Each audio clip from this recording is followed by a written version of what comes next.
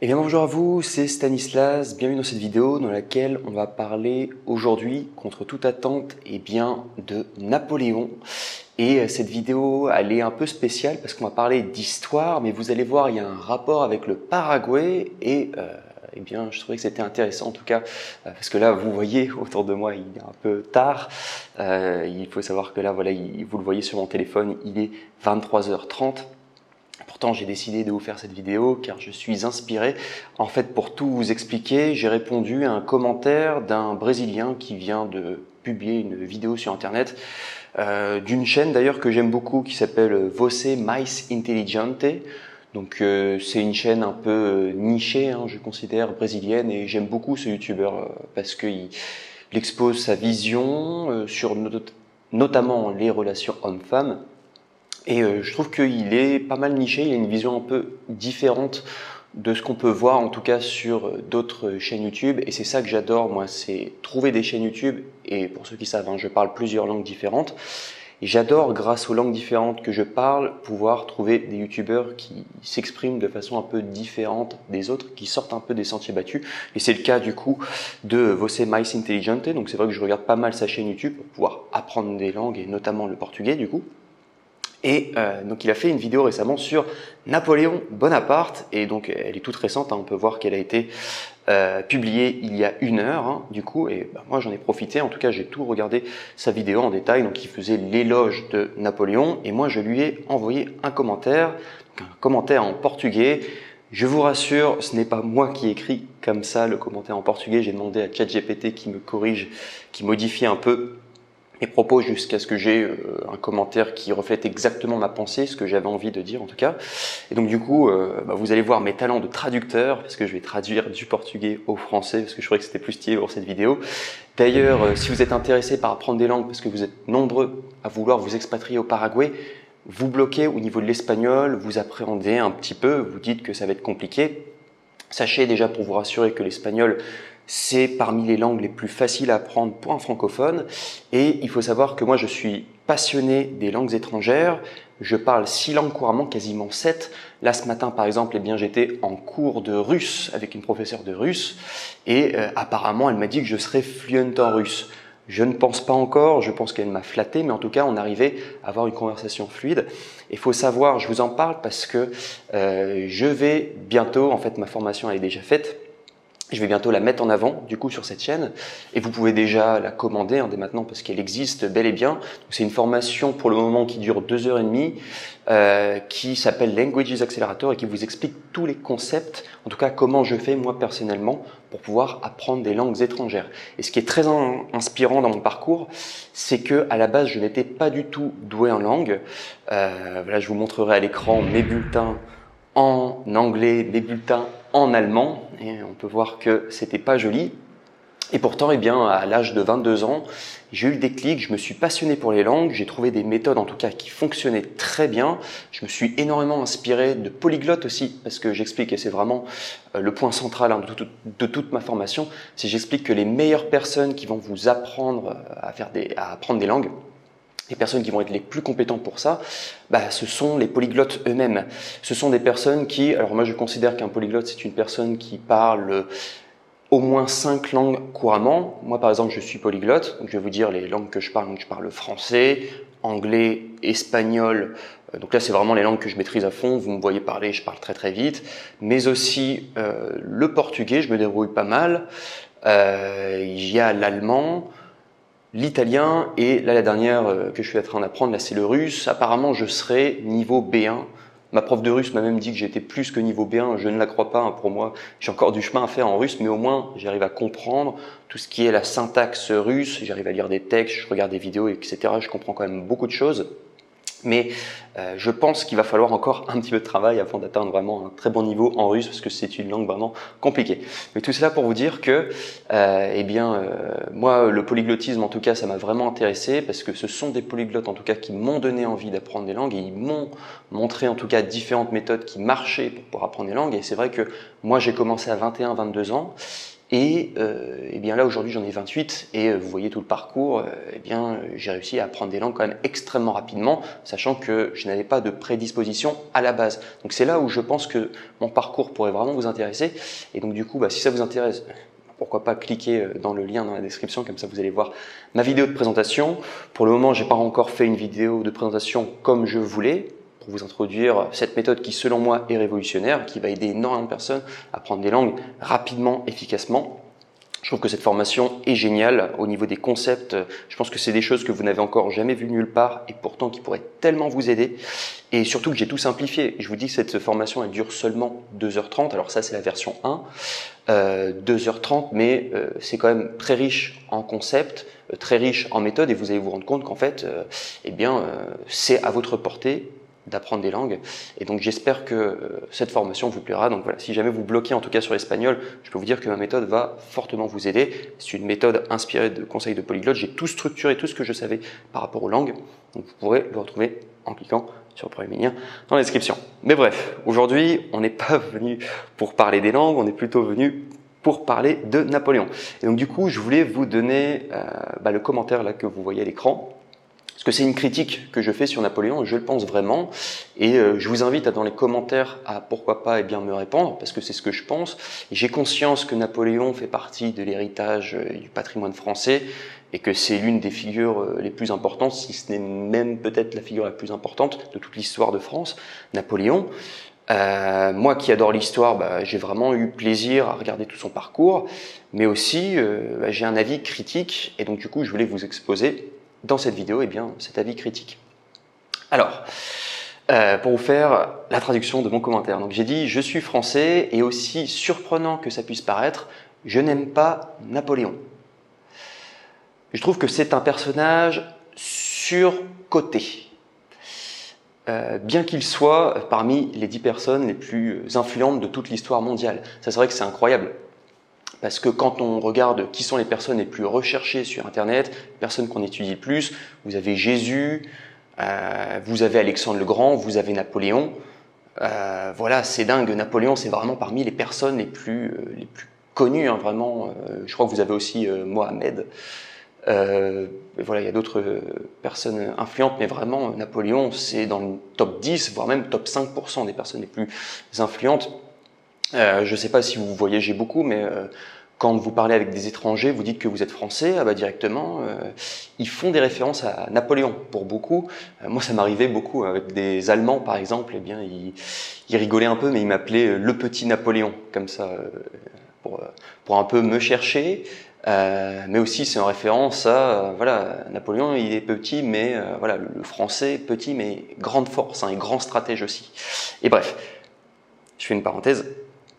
Et donc du coup, oui, alors je reconnais que c'est un excellent génie de guerre, voilà, il savait faire d'excellentes stratégies.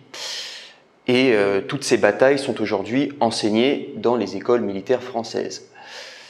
Et en même temps, Napoléon représente des valeurs masculines très fortes comme le courage, la détermination, la discipline, l'ambition, l'innovation et également le leadership. Cependant, d'un autre côté, à cause de lui, un nombre énorme de soldats français ont énormément souffert, ont souffert le martyre, que ce soit par le froid et également la famine qu'ils ont rencontré lors de leur bataille en Russie, ou alors soit lors également de leur bataille en Espagne qui ont mal tourné, et il y a beaucoup de soldats français qui ont été torturés. Et à l'époque, c'était des tortures, ils n'y allaient pas à moitié, hein. Surtout les Espagnols, ils les empalaient sur des lances, sur des poteaux, ils faisaient toutes sortes de tortures. L'Espagnol, ils étaient vraiment sauvages, hein, à l'époque. Voilà, et sans compter les soldats eux-mêmes ennemis, hein, qui ont été abattus, et également tous les dommages collatéraux qui ont été causés au peuple, comme par exemple la famine. Donc au final, Napoléon, pour ceux qui savent, il a vendu la Louisiane aux Américains. C'était pourquoi? C'était pour financer toutes ces batailles, ce qui était extrêmement ambitieux. Et ensuite, une fois qu'il a perdu donc la bataille la plus célèbre, une de ses batailles, plus grande défaite qui est la bataille de Waterloo, alors il a été emprisonné. Après Napoléon, pour ceux qui savent, il a été emprisonné sur l'île de Sainte-Hélène. Voilà, parce qu'il a été emprisonné 2 fois, premièrement à l'île d'Elbe en Italie, et après l'île de Sainte-Hélène, et il est mort là-bas, voilà, dans les oublis. Et bien juste après, voilà, tout son succès, parce que c'est vrai que c'est un symbole de gloire, hein, Napoléon, juste après son succès, et bien tous ces terrains qu'il avait conquis, eh bien ils ont été, tout simplement redistribués donc aux pays qu'on avait déjà conquis. Et c'était durant le traité de Vienne sous Louis XVIII. Donc voilà. Et on va parler du coup du parallèle avec le Paraguay. Donc pour moi, en tout cas, il a été beaucoup trop gourmand, Napoléon. C'est un personnage qui me fait beaucoup penser à un autre personnage emblématique du Paraguay qui s'appelle Francisco Solano Lopez. Pour ceux qui savent, hein, c'est vraiment l'une des personnes les plus connues. Quand vous voyez l'image du Paraguay, hein, celle qui est la plus connue sur Internet, vous voyez le Palacio Lopez. Vous voyez ce bâtiment rouge, rose hein, même. Eh bien, c'est le Palacio de Lopez, et Lopez, c'est la personne la plus emblématique du Paraguay. Il y a tout un mythe autour de lui. Donc, Francisco Solano Lopez, c'est le fils de Carlos Antonio Lopez. Et voilà, il y a plein d'anecdotes en tout cas autour de lui. Mais bref. En tout cas, donc Francisco Lopez, eh bien, au Paraguay, qui, eh bien, lui, voulait se battre pour pouvoir obtenir le territoire de la mer d'argent en Argentine, donc Rio de la Plata, pas en Argentine d'ailleurs, c'est juste à côté, en Uruguay. Voilà, en Uruguay. Donc voilà, Francisco Solano Lopez, il voulait se battre pour pouvoir obtenir ce Rio de la Plata, parce qu'il voulait en fait avoir un accès à la mer. Il avait un peu peur que le Paraguay soit un pays enclavé, il voulait pour se développer avoir un accès à la mer, donc il a commencé à embêter l'Uruguay. Ça c'est la version officielle des historiens. Il y a d'autres personnes qui disent que c'est encore une autre version, que la guerre aurait commencé autrement, mais bref, non. En tout cas, au final, eh bien cela a généré une bataille extrêmement célèbre, marquante de toute l'histoire du Paraguay, qui est la guerre de la Triple Alliance. Donc au niveau des dates, c'est 1864-1870, entre le Paraguay, qui était contre le Brésil, l'Argentine et l'Uruguay. La Triple Alliance, c'était ces 3 pays, donc des pays immenses, contre un petit pays qui était le Paraguay, qui était d'ailleurs à la base beaucoup plus grand. Et au final, conséquence, eh bien, le Paraguay a perdu énormément de territoire, entre 25 à 30%, et également énormément de population, entre 60 à 70% de la population, donc qui est mort ou soit au combat, ou soit par des famines et également des maladies. Et il y a même certaines personnes qui parlent de génocide, hein, même si c'est considéré comme une bataille, hein, comme une guerre, ce qui s'est passé au Paraguay, mais il y en a qui pensent que ça a été vraiment une élimination de toute l'ethnie, notamment le peuple Guarani qui était très présent du coup au Paraguay. Il y en a beaucoup qui parlent de génocide. Voilà. Et donc du coup, alors bien que Lopez, ça c'est l'anecdote, hein, il faut savoir par rapport à Lopez, et c'est ça que j'aime bien avec ce personnage-là quand même, c'est qu'il va jusqu'au bout de ses idées, et quand il veut déclarer la guerre à un pays, quand il veut se battre, quand il est belligérant, eh bien il fait pas les choses à moitié, il va vraiment sur le terrain. Et en fait, il faut savoir que Lopez, eh bien il est carrément mort sur le champ de bataille comme un héros. Donc c'est vraiment ça qu'on retient de lui, c'est que voilà, il allait jusqu'au bout. C'est pas juste un dirigeant qui est derrière ses bureaux et qui dit aux jeunes d'aller se battre. Non, lui, il a quand même vraiment eh bien, porté ses valeurs. Il allait se battre, en tout cas, au nom du peuple du Paraguay, en tout cas. Et j'explique que voilà, bien qu'il est mort en héros, eh bien malheureusement, eh bien tous ses efforts, toutes ces idées de guerre, eh bien, ça a causé énormément de souffrance à son peuple. Voilà, et c'est la critique que je fais. Et donc du coup, je faisais le parallèle, hein, parce que j'ai expliqué que Napoléon, il a causé énormément de souffrance à son peuple et à énormément de personnes aussi, tout comme Francisco Solano Lopez. Donc voilà. Et au final, eh bien, on retiendra des Français que ce sont des génies de guerre. On retiendra des Guarani que ce sont des soldats extrêmement résistants. Et ça, c'est vrai. Le peuple Guarani est considéré comme parmi les latinos, en tout cas, les plus puissants, entre guillemets, les plus résistants, en tout cas, de toute l'Amérique latine, de par cette guerre, parce qu'ils n'ont jamais capitulé. Ils se sont dit, ah, on va se battre jusqu'au bout. Je ne sais plus comment ça s'est terminé exactement, la guerre de la Triple Alliance. Mais en tout cas, voilà, ça a quand même duré longtemps, ils se sont fait exterminer, mais ils ont quand même voulu se battre jusqu'au bout. Et c'est ça qu'on retient en tout cas du peuple guarani en tout cas. Donc voilà pourquoi je critiquais et je disais, bah oui, ces valeurs, ok, elles sont admirables, mais derrière tout ça, et ça c'est beaucoup plus caché, mais il a causé énormément de souffrance et du sang qui a coulé. Voilà. C'est ça en tout cas mon commentaire. Et je vais rajouter ça parce que j'aurais pu le rajouter aussi dans ce commentaire-là, parce que je critiquais pas mal Napoléon. En fait, moi je comprends pas, c'est pourquoi dans l'histoire on retient autant toutes les batailles et tous ces grands dirigeants durant les guerres, parce que pour moi, dans ma vision des choses, ces gens-là, enfin ces figures emblématiques, eh bien, ont beaucoup plus causé de mal que de choses positives. Je pense, même si Napoléon, il a quand même créé énormément de choses positives pour la France, il y a énormément d'écoles, de bâtiments qui ont été créés, il y a énormément d'écoles, ouais. Il y a le Panthéon, je crois que c'est lui qui l'a créé aussi, à Paris. Et il y a aussi tout ce qui est toute la Constitution. Je crois que c'est lui qui a fait le Code civil et il y a énormément de choses qu'il a laissé en tout cas à la France. Pour moi, il aurait juste dû s'en arrêter là. Il n'aurait pas dû être autant ambitieux et envoyer tous ces soldats au combat. Voilà. Et je voulais dire, oui, c'était une critique par rapport à l'histoire parce qu'en fait, ce sont des noms qui restent. Tout le monde parle de Napoléon, tout le monde parle voilà, par exemple, le général de Gaulle. Alors c'est encore autre chose. Le général de Gaulle, il a quand même beaucoup plus aider la France en résistance, enfin bref. Il a beaucoup moins, je crois même qu'il a causé aucune bataille, bref.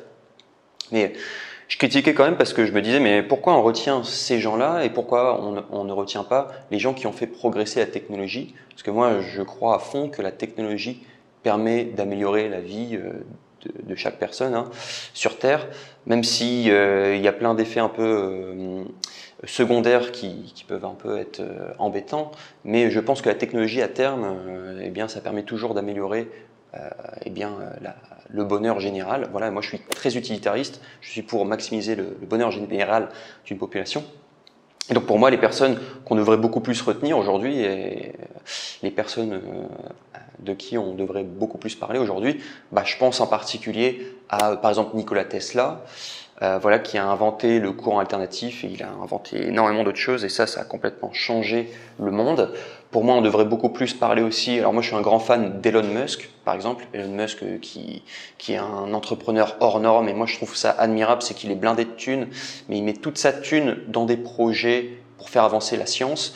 Et je trouve ça admirable. En comparaison, je suis désolé, je vais encore taper sur les Français, mais en comparaison à Bernard Arnault, par exemple, qui lui sait juste vendre des sacs à main. Et quand il fait un petit peu plus d'argent, il réinvestit dans ces boîtes qui font du marketing, mais qui finalement n'apportent pas beaucoup de valeur au monde. Je considère, en comparaison, tous ces mecs qui sont dans la tech, ils font vraiment avancer le monde. Et je voulais aussi citer une personne à qui son nom est méconnu, alors que je trouve que cette personne est très importante. Et on est en plein dans cette époque-là. C'est Denis Hassabis. Pour ceux qui savent, vous ferez des recherches sur cette personne en tout cas. C'est celui qui a conceptualisé, grâce à l'intelligence artificielle, je crois que c'est quasiment toutes les protéines qui pouvaient exister. Et c'est juste incroyable, ça va faire des progrès en médecine juste énormes. Il a été élu prix Nobel en 2024. Et voilà, pour moi, ce sont des gens qu'on devrait beaucoup plus retenir, tous ces inventeurs, même Einstein. Alors Einstein, on en parle quand même beaucoup. Mais voilà, Tesla, c'est vrai que on n'en parlait pas trop de cette personne et c'est Elon Musk avec son entreprise Tesla qui a un peu remis en avant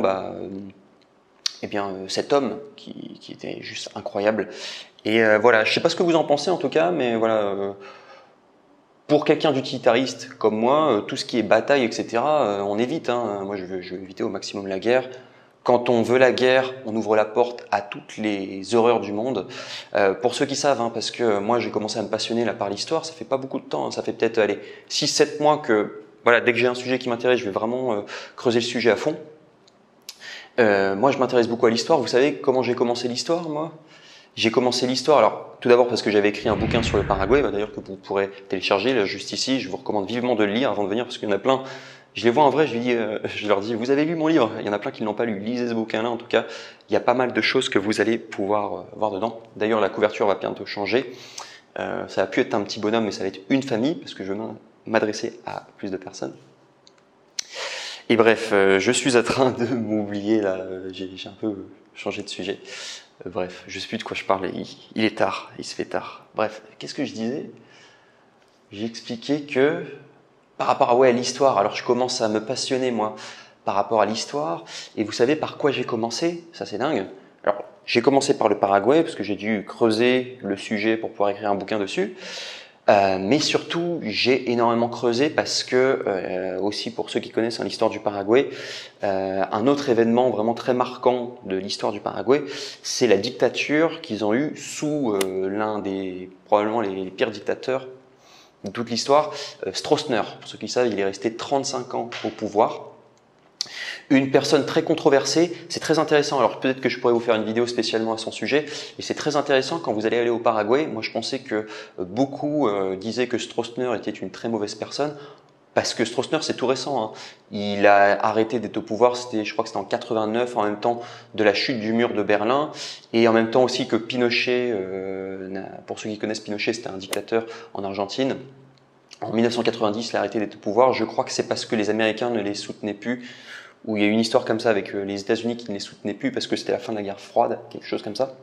Et bref, en tout cas, donc j'ai énormément étudié, enfin voilà, pourquoi pas l'histoire du Paraguay. J'ai énormément aussi étudié en détail donc ce personnage Stroessner, Alfredo Stroessner. Quand vous parlez avec les Paraguayens, vu que c'est très récent, eh bien il y a beaucoup de Paraguayens, voilà, aujourd'hui qui ont, je sais pas, genre 40 ans, 50 ans, qui ont vécu sous l'époque de Stroessner. Ils vont vous dire, contre toute attente, que finalement, eh bien, cette époque-là, c'était plutôt bien avec Stroessner, parce que quand vous n'étiez pas contre ce dictateur, parce qu'il était terrible, hein, ce dictateur, quand il y avait des communistes, par exemple, il les détestait, il les torturait, il faisait des choses abominables. Stroessner, je vous dirais qu'il est abominable pour 3 choses. Alors déjà, l'usage de la torture, c'est horrible. Plus de 2000 personnes, je crois même plus de 10 000 personnes qui ont été torturées. Mais des tortures horribles, hein, vraiment. Peut-être que je ferai une vidéo sur ce sujet si jamais ça vous intéresse. Mais par exemple, ils mettaient des écouteurs extrêmement puissants pour pouvoir exploser les tympans voilà, de la victime. Et plein d'autres choses. Ils coupaient le sexe. Enfin voilà, je sais pas si je peux parler de tous les détails comme ça sur YouTube, mais extrêmement violent. Ils noyaient les communistes dans leurs propres excréments, des choses comme ça. Donc ça, c'est la première chose qui me perturbe avec Stroessner, l'usage de la torture. Pour moi, quelqu'un qui utilise la torture doit obligatoirement être discrédité parce que c'est l'une des pires choses qui pourrait arriver à un être humain, se faire torturer. Avant plein d'autres choses, hein. Vraiment se faire torturer, c'est vraiment le pire du pire du pire du pire. Autre chose horrible par rapport à Stroessner, il a fait venir énormément de criminels de guerre nazis. Et ça, faut le savoir, quand vous allez venir au Paraguay, il y a un passé. Alors là, aujourd'hui, les mouvements nazis au Paraguay, il n'y a plus aucune influence, il n'y a plus aucune chose voilà, extrême qu'ils font, hein, bien entendu, parce que c'était pendant la Deuxième Guerre mondiale le pire qu'ils ont fait, les nazis. Je vous dirais qu'au Paraguay, ça peut arriver des gens qui vont vous dire moi je suis nazi, ou ça peut arriver que vous retrouvez des noms voilà, de personnes nazies. Alors ça m'est encore jamais arrivé, peut-être que je vous raconterai une anecdote, hein. Ça m'est déjà arrivé quand même, je discute avec un mec et il me dit moi, faut pas que je donne trop de détails parce qu'après vous allez essayer de savoir qui c'est, mais je vous dis, spoiler alerte, ce n'est pas un Français, c'est un Paraguayen du coup. Et c'est vrai qu'il commençait à me dire ah bah moi j'hésitais à aller dans un groupe voilà, nazi, enfin bref, comme quoi ça existe en tout cas. Donc voilà, mais généralement ils vont pas vous déranger parce qu'en fait ils sont juste entre eux et ce qu'ils font, je pense pas que ça doit être bizarre à mon avis. Après vous pourrez être dans les théories du complot, mais je pense qu'aujourd'hui c'est quand même beaucoup plus soft, beaucoup plus régulé. C'est comme les Ku Klux Klan là, aux États-Unis, ça existe encore, je crois que c'est interdit, mais je crois qu'ils font plus du tout les rituels comme à l'époque, hein. Voilà, enfin bref. Donc la deuxième raison c'est que Stroessner a fait venir énormément de criminels de guerre, dont Joseph Mengele. Pour ceux qui savent, c'est l'un des pires nazis qui existait, c'est l'ange de la mort. C'était un docteur complètement fou à Auschwitz, voilà, qui a fait des expériences sur des enfants, voilà, des jumeaux notamment. C'est horrible tout ce qu'il a fait. Et le mec, il choisissait les enfants comme ça quand il faisait l'appel le matin. Voilà, il disait les noms comme ça. Et il savait qu'ils allaient se faire torturer. Et il savait pas s'ils allaient être prendre. Enfin bref. Horrible cette histoire-là. C'est pas le pire personnage de toute l'histoire, hein. Je vais vous en parler peut-être dans un instant. Mengele. Mais voilà, Stroessner a fait venir énormément de personnes horribles. Il y a aussi Eichmann, voilà, c'était le boucher de Riga, il me semble, ou c'est celui qui a designé toute la solution finale, quelque chose comme ça. Il a fait venir des gens vraiment abominables, Stroessner. Et voilà, et après il n'y a pas que Stroessner, hein, parce qu'il faut savoir, l'Amérique latine c'était vraiment le refuge. Déjà, il y avait beaucoup de dictatures, c'était le refuge de énormément de criminels de guerre, hein.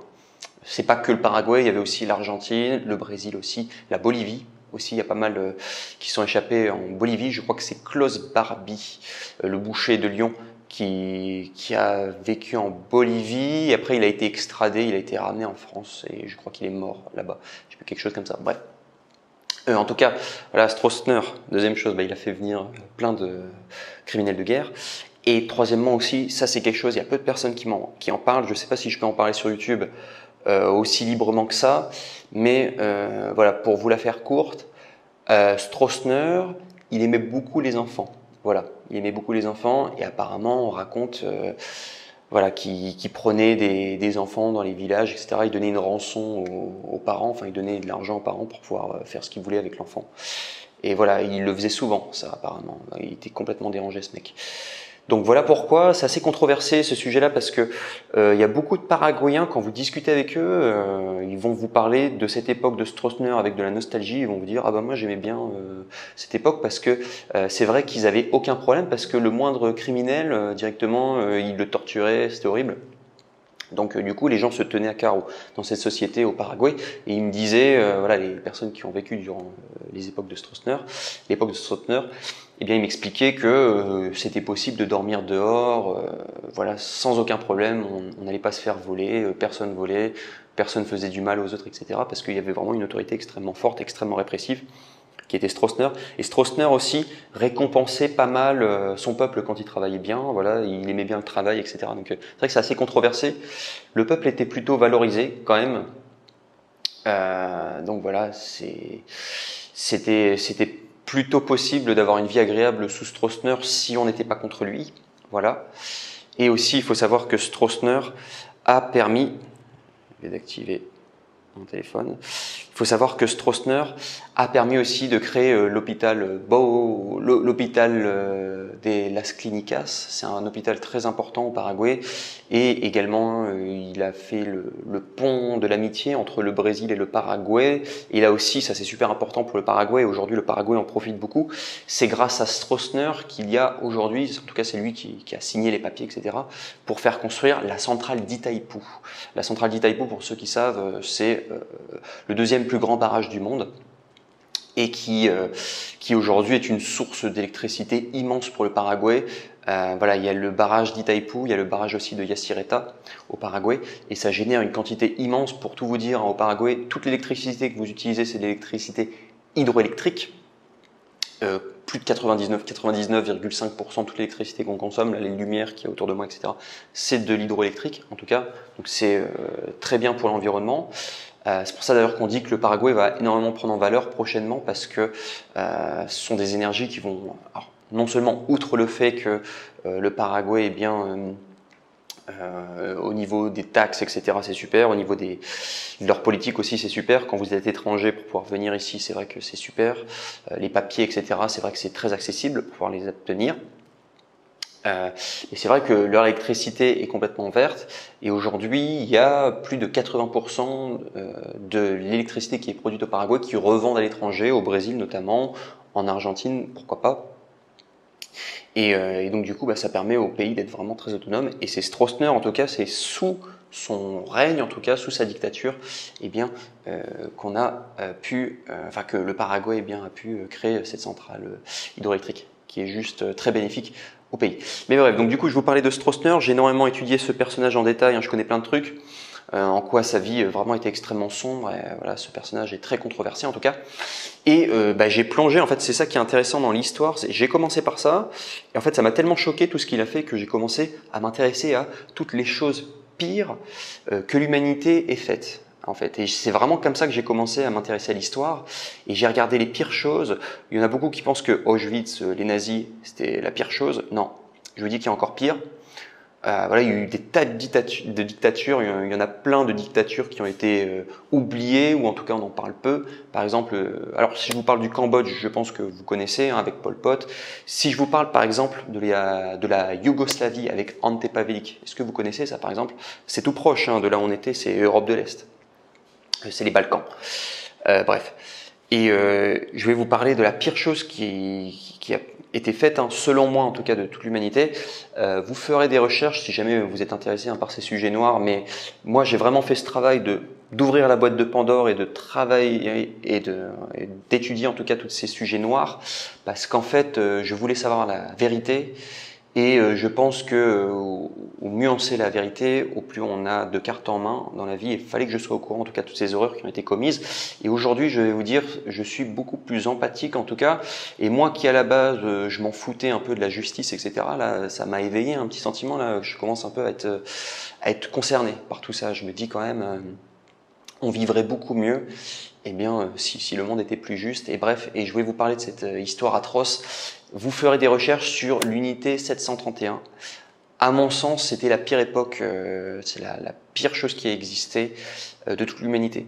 C'est des expériences, alors je ne sais pas si je peux aller trop dans les détails, mais en gros, c'est des expériences de torture qui ont été commises par les Japonais sur des prisonniers chinois en Mandchourie, ou alors soit des prisonniers russes. C'était pendant la Seconde Guerre mondiale aussi, et également donc c'était des expériences de torture, et aussi ils voulaient faire des armes bactériologiques, donc un peu comme le nucléaire, voilà, des armes pour pouvoir décimer des populations.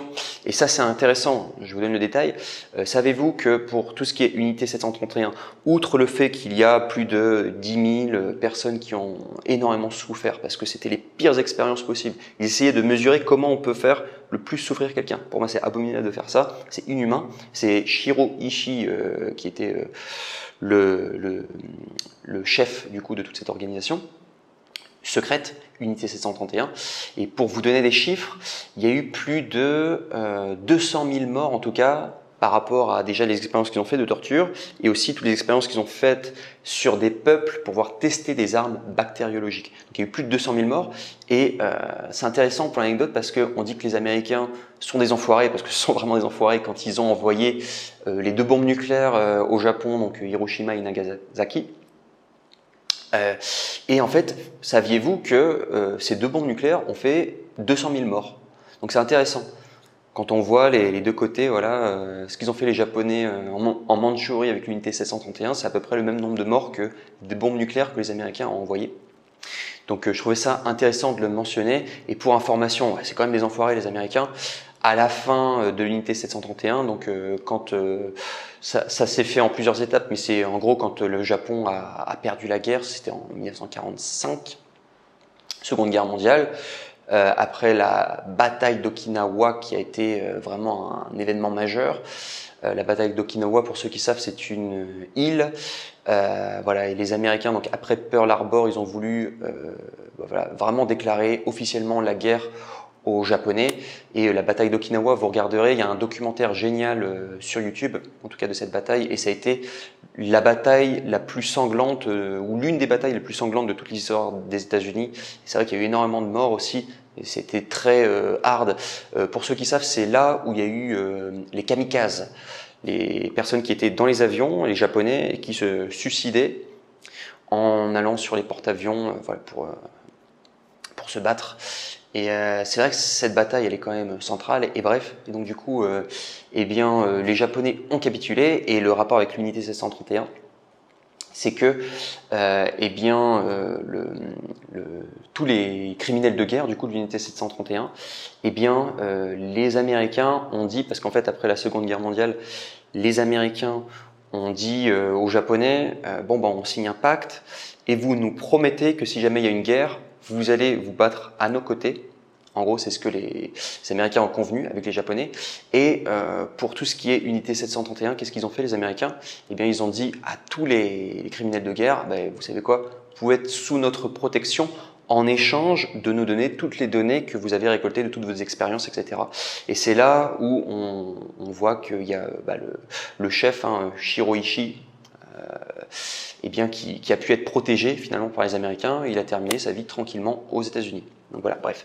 Donc en tout cas, moi je me suis passionné par l'histoire. On parle dans plein de sujets différents. Et tout ça pour vous dire que voilà, moi je suis devenu quand même beaucoup plus empathique par rapport à tout ce que j'ai vu, lu, etc. Et je me dis que c'est quand même incroyable. Ah, pour vous parler de choses morbides, parce qu'on y va, là on en parle. Saviez-vous que ce matin, là j'ai vu, c'est bizarre hein, que je vous en parle là comme ça, ce matin j'ai vu pour la première fois de ma vie un cadavre complètement explosé. J'étais, parce qu'on parle du Paraguay, hein, j'étais donc du coup sur la route pour m'occuper du coup de deux dossiers de personnes qui devaient aller rechercher leur cédula et après on est dans le circuit pour faire d'autres choses, ouvrir un compte en banque notamment. Et saviez-vous que ce matin j'étais en retard pour ces personnes-là et saviez-vous pourquoi? Parce que j'étais sur la route, la route de, je crois que ça s'appelle la route de Madame Lynch, je crois que c'est comme ça que ça s'appelle, que vous avez le Transchaco et vous avez Madame Lynch. Et cette route-là, il y avait plein d'embouteillages et on a été bloqué pendant très longtemps. En fait, c'est parce qu'il y avait eu un accident grave et on est passé juste à côté du camion qui avait roulé sur eh bien, un motard. Voilà, le camion avait roulé sur un motard. Et c'était horrible parce que moi j'étais sur la fenêtre là, arrière en tant que passager et c'est vrai que j'ai vu le cadavre mais à 1 mètre et demi de moi. Putain, le mec avait les jambes complètement sectionnées en deux. J'ai tout vu. Putain, c'était vraiment ultra gore. J'ai jamais vu ça de ma vie. Et bah putain, voilà, on parle de choses gore, bah putain j'ai vu ça en vrai, c'est vrai que ça fait réfléchir. Et le mec était mort, hein, clairement. Donc voilà, tout ça on va clôturer sur quelque chose d'un peu productif parce que je vous parle du Paraguay. Aujourd'hui c'est vraiment, aujourd'hui c'est même ce soir, hein, je crois qu'il va bientôt être, il est minuit 5.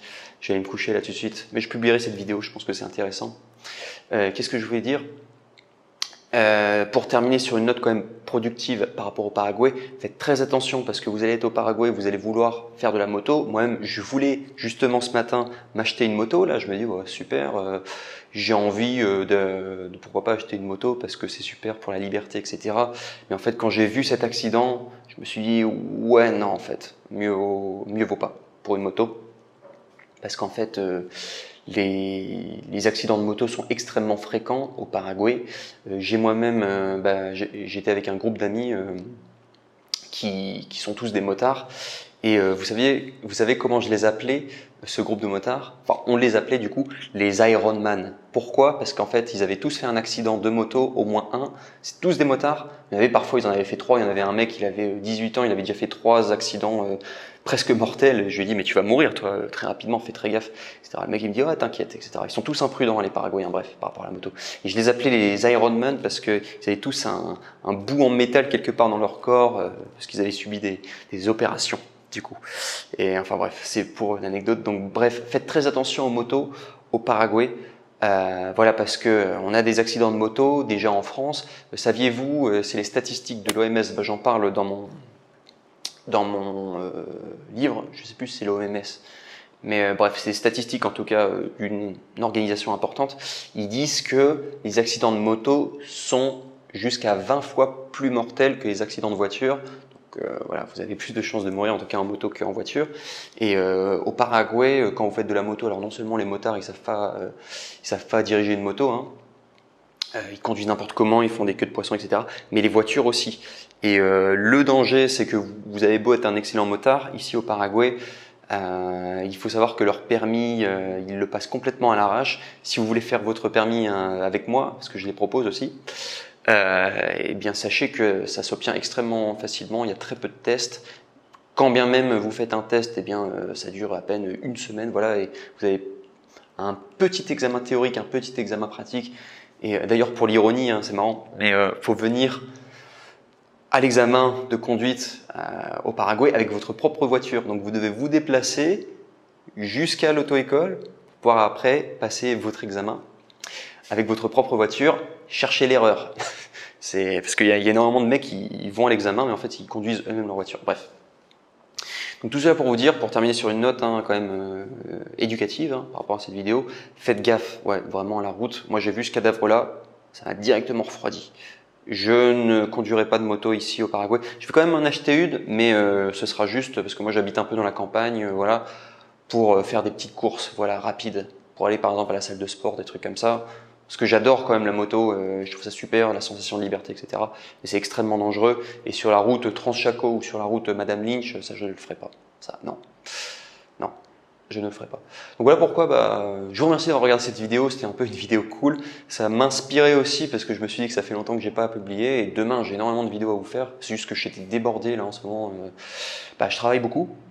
Et il faut savoir là en ce moment mon focus dans ma vie, alors je fais énormément de russe, je suis passionné par le russe en ce moment et je suis proche de l'objectif que je m'étais fixé qui est de parler couramment russe et je sais que si je fais encore un peu d'effort, et j'ai fait le plus dur mais il me faut encore quelques mois et après je serai fluent en russe et j'aurai le niveau que je voulais. C'est vraiment mon focus en ce moment le russe. Et après deuxième focus c'est le projet Expat Paraguay.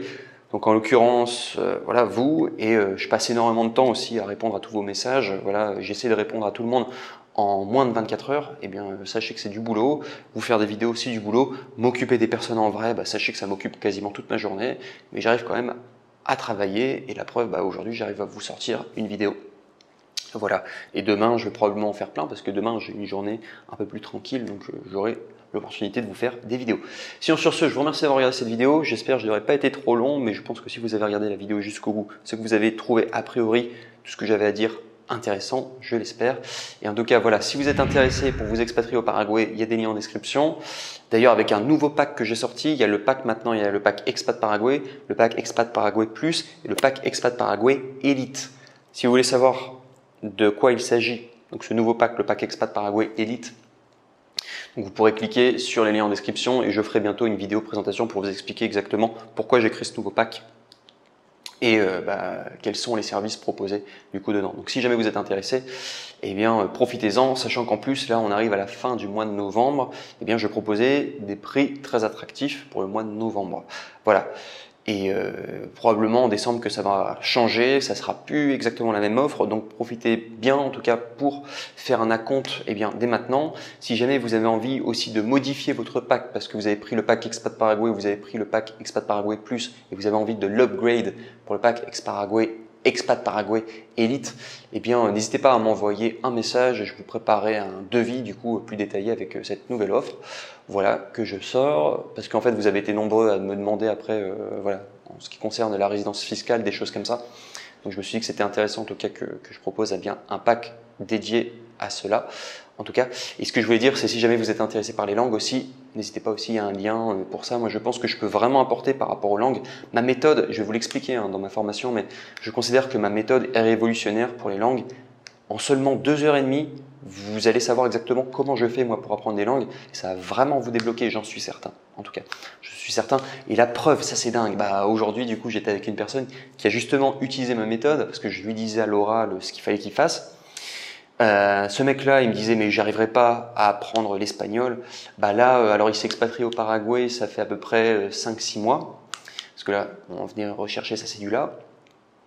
À peu près 5-6 mois et donc du coup il applique ma technique depuis à peu près 5-6 mois et là aujourd'hui, alors je le ferai témoigner prochainement parce qu'on va se revoir là très bientôt, je le ferai témoigner, en tout cas il m'a dit qu'il était ok parce que c'est bluffant, le mec en à peu près 4-5 mois et en plus il fait pas que ça, il fait pas que les langues mais là aujourd'hui il parle bien espagnol franchement, presque fluent, alors il reste encore un peu de chemin, je pense pas qu'il le fait de manière aussi assidue quand même, qu'il applique ma méthode de manière aussi assidue, parce que il applique ma méthode à peu près 1 heure par jour, ce qui est peu de temps. Moi, je conseille, si vous voulez vraiment accélérer votre apprentissage de langue, de consacrer au moins 3-4 heures. C'est ce que je fais moi personnellement, je fais même plus que 3-4 heures. Moi, pour les langues, je suis un grand passionné, je passe peut-être 5-6 heures à apprendre des langues tous les jours. Donc, vous imaginez, cumuler, ce que ça me permet d'emmagasiner en termes de connaissances, c'est juste énorme par rapport aux langues. Donc bref, en tout cas, voilà, si vous êtes intéressé par tout ça, pourquoi pas, vous pourrez consulter en tout cas tous les contenus que je fais et vous avez également mon livre, lisez-le. Ça va vous prendre 1h30 de votre temps à le lire en détail, mais je peux vous dire, en 1h30 de votre temps, vous allez énormément le rentabiliser parce que vous allez télécharger 2 ans d'expérience au Paraguay qui sont directement disponibles dans ce livre. Donc sinon sur ce, je vous remercie d'avoir regardé cette vidéo en espérant que ça vous aura plu et je vous dis à très bientôt dans une prochaine vidéo. Ciao ciao, c'était Stanislas d'Anjou. À plus.